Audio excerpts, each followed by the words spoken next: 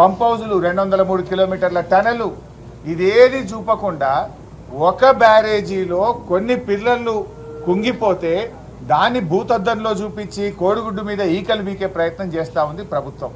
నేను అంటా ఉన్న ఈ ప్రభుత్వాన్ని మీరు వెళ్తా ఉన్నారు, సంతోషం, వెళ్ళండి. వెళ్ళేటప్పుడు మార్గ మధ్యంలో రంగనాయక్ సాగర్ రిజర్వాయరు, మల్లన్న సాగర్ రిజర్వాయరు, గలగలా బారుతున్న కూడవెల్లి వాగు, ఫిబ్రవరి నెలలో కాళేశ్వరం నీళ్లతో ఈ రోజు కూడా కూడవెల్లి వాగు గలగల వారుతుంది. పక్కనే ఉన్న పచ్చటి పంట పొలాలు కూడా చూసి వెళ్ళండి. కాళేశ్వరం ఫలితాల రైతులను అడగండి. మీరు వెళ్తేటప్పుడు దుబ్బాకలో, సిద్దిపేటలో, బెజ్జంకిలో, కరీంనగర్లో, గజ్వేల్లో కాళేశ్వరం ఫలితాలు అందుకున్న రైతులను అడగండి.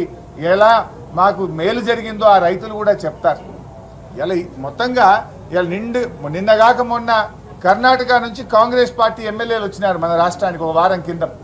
కర్ణాటక నుంచి కాంగ్రెస్ ఎమ్మెల్యేలు వస్తే ఎక్కడికి పంపినారు? మల్లన్న సాగర్ను, రంగనాయక సాగర్ను చూపించారు. కాళేశ్వరంలో భాగమైనటువంటి రంగనాయక సాగర్ను చూపిస్తే అది చూసి కర్ణాటక కాంగ్రెస్ ఎమ్మెల్యేలు ఇది మహా అద్భుతం అని చెప్పి మనల్ని మెచ్చుకొని పోయినారు. వీడియో ఫుటేజ్ ఉంది, పేపర్లలో కూడా వార్తలు వచ్చినాయి. మరి అవి కూడా చూపించాలి కదా.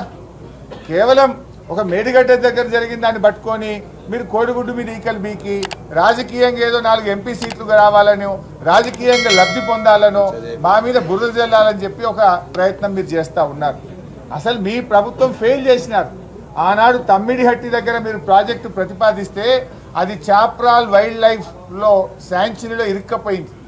2007లో మీరు ఆనాడు ప్రాణహిత చెవెళ్లకు ఆలోచన చేసి జీవోలు ఇస్తే 2014 దాకా మీరు అధికారంలో ఉన్నారు.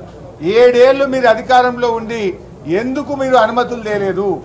ఎందుకు మీరు తమ్మిడిహట్టి దగ్గర బ్యారేజ్ కట్టలేదు?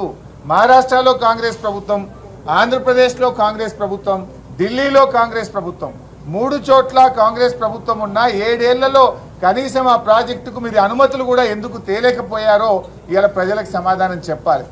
ఆనాడు అసలు నీళ్లు లేని చోట మీరు బ్యారేజీని ప్రతిపాదిస్తే దాన్ని రీఇంజనీరింగ్ చేసి సెంట్రల్ వాటర్ కమిషన్ సూచనల మేరకు నీళ్లున్న చోటికి దాన్ని మార్చి ఇవాళ 3 ఏళ్ళు నీళ్లు ఇచ్చి చూపించాం. మేము 3 సంవత్సరాలు పంటలు బండినాయి.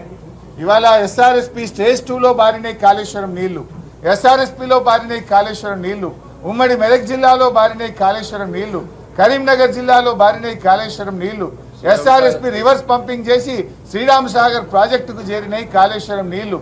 దాని ద్వారా కోట్లాది రూపాయల పంట పండింది, 3 కోట్ల మెట్రిక్ టన్నుల వడ్లు పండినాయి.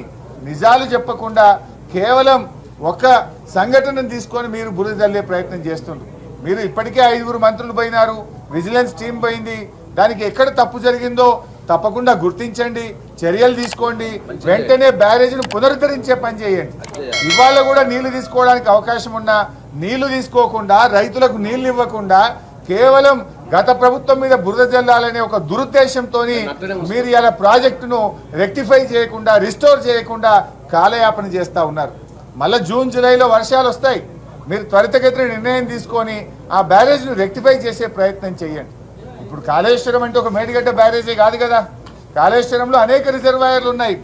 కాళేశ్వరంలో భాగంగా మల్లన్న సాగర్, కొండపోచమ్మ సాగర్, రంగనాయక్ సాగర్, అన్నపూర్ణ రిజర్వాయర్, మిడ్మానే రిజర్వాయర్ ఇవన్నీ కూడా ఉన్నాయి కదా. అద్భుతంగా అవి నిర్మించి ఇలా రైతులకు నీళ్ళు ఇస్తూ ఉన్నాయి, ఫలితాలు అందిస్తూ ఉన్నాయి. కానీ మీరు ఒకే ఒక మేడిగడ్డకు తీసుకువెళ్ళి ఒక చిన్న సంఘటనను భూతద్దంలో పెడుతున్నారు. ఎస్, దాని మీద ఎంక్వైరీ చేయండి, మేము వద్దంటలేం. దాని కఠినమైన చర్యలు తీసుకోండి, వద్దంటలేం. కానీ వెంటనే రెక్టిఫై చేయండి. Not at the cost of farmers. రైతుల్ని ఇబ్బంది పెట్టే ప్రయత్నం చేయొద్దు.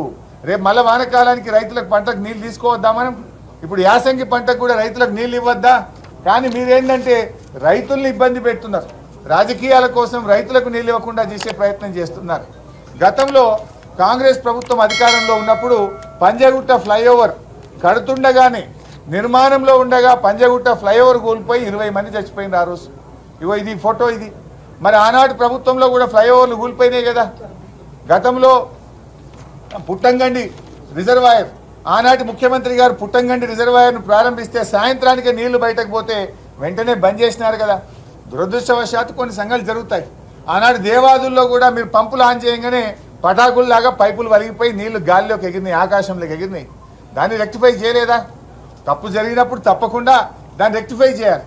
కానీ మీరు దాన్ని భూతద్దంలో పెట్టి రైతులకు నష్టం చేసే పని చేయొద్దు, రైతులకు నష్టం చేసే విధంగా చేస్తున్నారు. ఇవాళ మీ అన్ని దివాలాకోరు రాజకీయాలు.